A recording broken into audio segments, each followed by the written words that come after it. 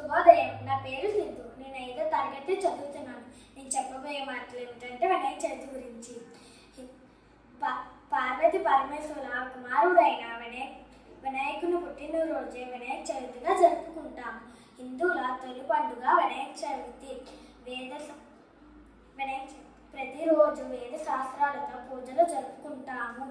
చివరి రోజు వినాయకుని నిమజ్జనం కార్యక్రమాలు జరుపుకుంటాము. ధన్యవాదాలు. వినాయక చవితి శుభాకాంక్షలు. శుభోదయం. నా పేరు సిద్ధు. నేను 5వ తరగతి చదువుతున్నాను. నేను చెప్పబోయే మాటలు ఏమిటంటే వినాయక చవితి గురించి.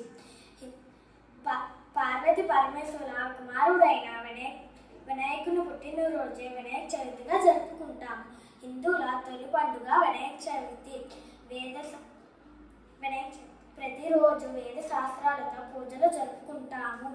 చివరి రోజు వినాయకుని నిమజ్జనం కార్యక్రమాలు జరుపుకుంటాము. ధన్యవాదాలు. వినాయక చవితి శుభాకాంక్షలు. శుభోదయం. నా పేరు సిద్ధు. నేను 5వ తరగతి చదువుతున్నాను.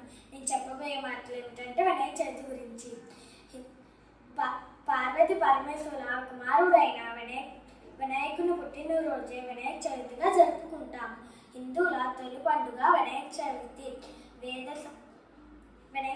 ప్రతిరోజు వేద శాస్త్రాలతో పూజలు జరుపుకుంటాము.